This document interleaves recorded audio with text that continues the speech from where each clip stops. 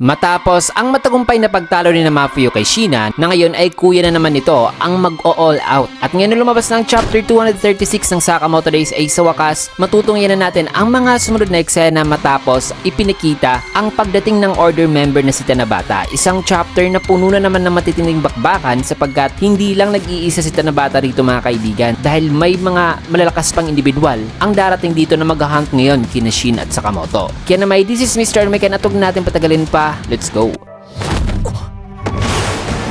Nagsimulang chapter dito sa isang sasakyan na huminto sa tapat ni Tanabata na sabing, "Hoy, rockstar, sumakay ka na rito. Parehas lang naman siguro tayo ng pupuntahan." Dito naman ni Kindaka, nakaramdam naman sila dito ng masamang kutob na sabi pa ni Kindaka kay Shin, "Nararamdaman mo rin ba, Shin?" Sagot naman ni Shin na oo. Sabi naman ni Boyd na mukhang di tayo aabot sa JCC nito. Sagot naman ni Shin na humanda na kayo sa isang labanan. Paparating na sila. May kita naman si Akira na nag-aalala. Sabi naman dito ni Kindaka na saan ba raw lalabas ang mga aatake ngayon. Maya-maya pa bigla namang abnormal beep mga kaibigan ng heart rate monitor ni Sakamoto sapagkat may abnormal na radio waves o wavelength ang nadidetect nito ngayon sa paligid. May kita naman ng isang electrical impulse na parang dumaan kay Hana. Nalaking gulat ni Bold na may kita sa unahan itong si Gozo na naghahanda na habang may iniinom. Maririnig naman ng isang machine na nagsasalita na sabing papa-approach na raw sila sa toll station na hindi pa raw na-insert ang kanilang ETC card. Kinabahan naman dito si Bold habang pinagpapawisan ng maya-maya pa biglang nabasag ang windshield ng kanilang sasakyan. Sapagkat mabilis palang kumilos si Gozo at nakapasok na rito diretso pa mismo kay Sakamoto, bagay na gumulat sa kanila. May kita naman si Gozo na nakangiti habang nakatingin sa naghihingalong si Sakamoto. Kaya agad namang nagpunta sa likod ni Gozo si Shin at naganda na ng isang suntok na naiwasan naman ni Gozo sabay bumawi ng isang sipa na nagpahulog kay Shin sa sasakyan. Napasigaw naman si Aoi sa takot na buti na lang ay nagawang makuha si Shin nitong isang tao na nakasakay sa isang fire truck. Nasabi nito, "Nasaan ka ba galing? Mag-ingat ka." Sagot naman ni Shin na salamat. Nasabi naman sa isipan ni Shin na, "Teka, sino ba lalaking to?"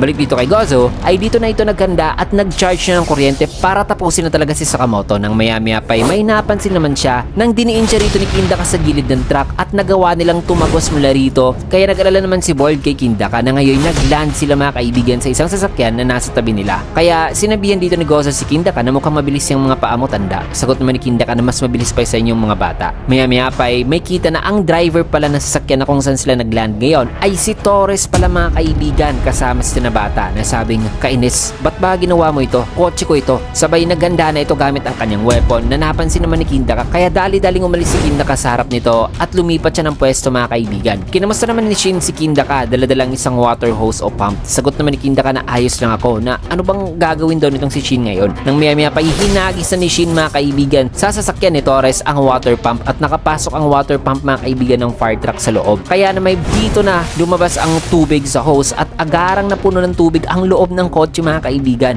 Bagay na kinagulat ni Torres at Tanabata. Nasabi pa ni Torres kay Tanabata na gumawa ka ng paraan dito. Kaya gumamit man si Tanabata ng gitara para makalabas ang tubig sa loob ng sasakyan mga kaibigan. At may kita si Gozo na nasa harap. Dito naman kina Shin na nakaregroup na ngayon si Kindaka sa kanya mga kaibigan habang tinitignan sina Torres na wikang, "Unti-unti ka na parang nagiging si Sakamoto, Shin." Sagot naman ni Shin na yan din ang sabi sa akin ni X. Dito naman kina Gozo ay sabi naman ito kay Torres na free car wash daw tuloy ang sasakyan nito. Sagot naman ni Torres na ang car wash ay para lang sa labas, hindi pati dito sa loob ng sasakyan. So nandito na ang tatlong malalakas mga kaibigan at temporarily nakaalis sina Shin, pero hahabol pa rin itong tatlo sa kanila. Kaya kakayanin kaya nila itong tatlo mga kaibigan kung magseseryoso na talaga ito? At ano na kaya ang nangyari kina Mafuyu at Seban na magwawala na ang kuya ni Shina na isang order level mga kaibigan ang lakas? Well, ang isang napakatinding bakbaka na tsak na magpapahype talaga sa inyo ay matutunghayan nyo lang sa susunod na chapter, kasi dito man natin tatapusin ang video sa last panel na ito. Kaya naman kung nagustuhan nyo yung video, can get a like, comment, follow, subscribe na rin for more videos like this. Maraming salamat and see you guys again on my next